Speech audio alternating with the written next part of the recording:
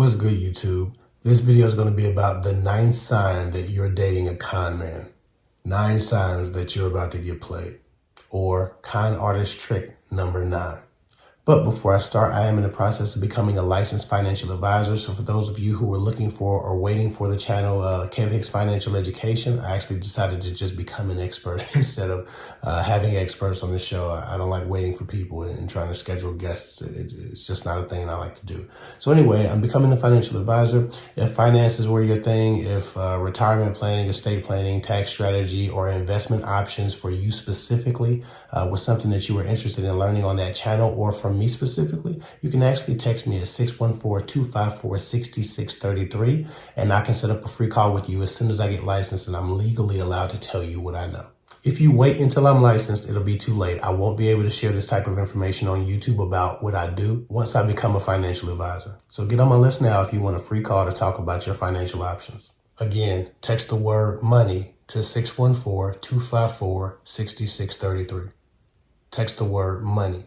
Now to this topic. Back to con artist trick number 9. He makes you doubt yourself. One of the first things that con artists like to do over their victims is establish an intellectual superiority, right? And a lot of times they have to force it. They have to create the dynamic of being the teacher and you being the student, even if that's not their natural position, even if they're not equipped. I've seen stupid men try to con very smart, very intellectually gifted women out of things or out of the idea that they could trust their own thoughts. A lot of times a con artist has conned himself into thinking that he's competent enough to trick a smart person.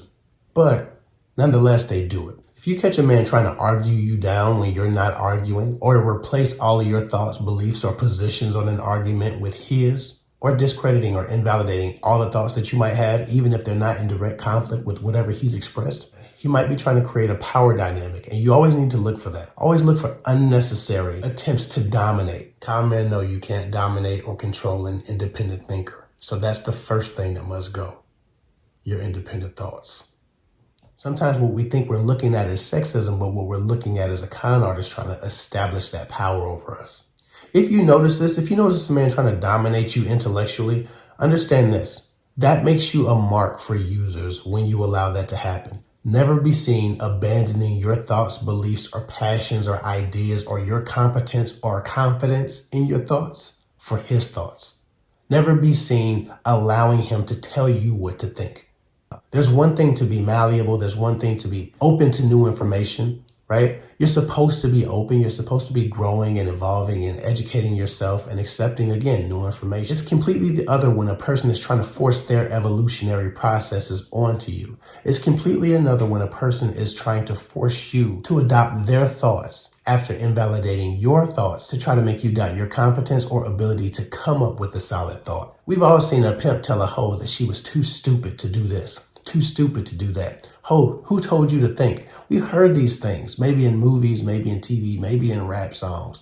We've heard these ideas subjugating a woman to complete scrutiny and criticism at all times in order to make her think that whatever she has in her mind isn't good enough, that she doesn't have all the tools to make her own decisions. We've seen this over and over again in media and in culture and in abusive relationships. The con artist has to establish intellectual superiority over you. He has to make you doubt yourself. How else will he establish control? How else will you allow him to dominate you and lead you in ways that he's not competent to lead you, where he's ill-informed as well or uninformed totally? If you notice a man trying to do this to you, please don't get caught throwing your ideas completely down for theirs. If an argument comes up or something comes up or he gets really passionate about changing your mind about some stuff that's really your business, right? If that idea comes up and you see the man is kind of dominate you intellectually, tell him whatever his idea is, you need to sit with it. Thank you for the thought. You'll mull over it and you'll sit with it and then you'll come up with your own solution. Men in general, even healthy men, need to see you establish intellectual independence. A smart man, a wise man wants his woman to be able to make great decisions without him.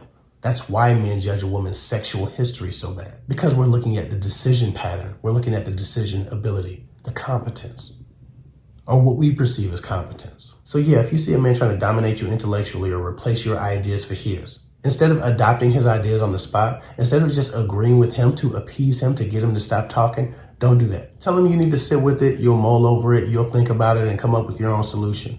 If his idea is great, then maybe you'll go with that, but you need to think about it. But if they see themselves controlling your thought process, if they see themselves controlling you, it will encourage more strategic manipulation. It will put a target on your back as their new mark. Some men only deal with women they can control this way.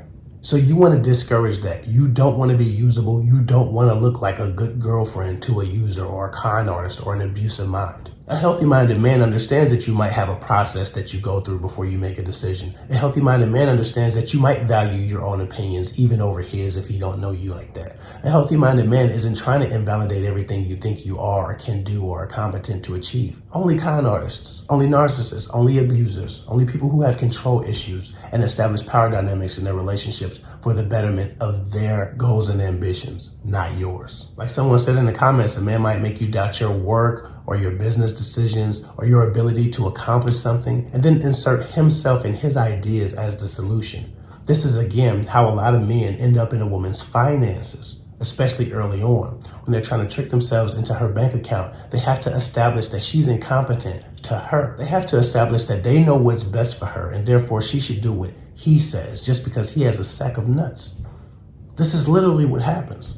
So sometimes, again, you think you're looking at sexism. Sometimes you think you're looking at a hint of misogyny in the man when you're looking narcissism in the face. And it's just the tip of the iceberg. And again, not to be crass, but if we just look at the pimp-hoe relationship, the pimp-hoe relationship is based on a man's intellectual superiority.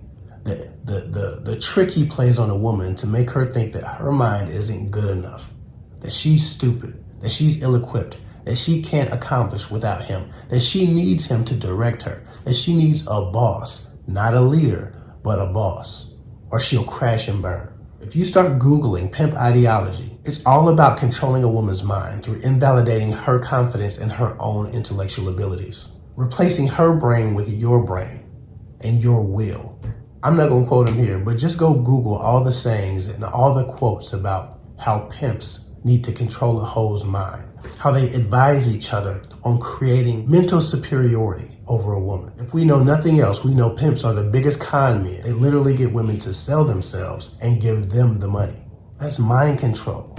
And don't let a man see you letting him control you in that way. Now, of course, I'm not saying every con man is going to turn into a pimp and have you out here as a street worker, but it's the same con. Start looking up pimp ideology and see if you don't see a lot of parallels between this and the misogyny that we see in dating culture today, especially internet podcasts.